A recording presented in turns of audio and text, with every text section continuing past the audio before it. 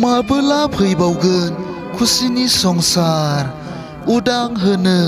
नागारै सोबख्ल'दों हनै गोरिब गुन्द्रानि धोन सम्पति मिनिबायदों गुबुन हारिया रोनावबायसै गावहा दिनै आं जौगासार होदों मेगनजों नुदों बियो नाथाय गैया बिनियाव अनसायनाय गोरबो सिलिंखार लाथिख' उदै बुगार बुगार गावहा रंजादों सोरगिदिं बेंखनदों बिखौ बियो मिथिगौ थेवब्लाबो बियो खेर खेरायाखै गावनि आंगोखौ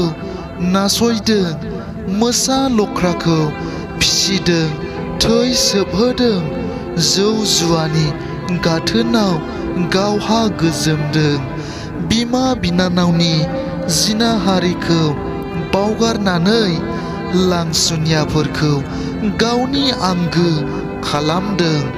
बेसे हुगारबावनो मेगननि मोदै बिमाया गावनि नबथियावनो जुनारसालि खालामनांदों बियो गावनि न'आवनो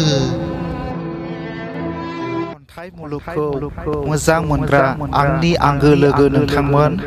बे खन्थाइ आवरायनायनि सायाव माबाफोर गोरोन्थि नुदोंब्ला आसि दिन्थिनानै कमेन्टआव खोन्थाहर आरो मोजां मोनदोंब्ला आंनि इउटिउब चेनेलखौ साबस्क्राइब खालाम लाइक खालाम शेयार खालाम आरो लोगोसे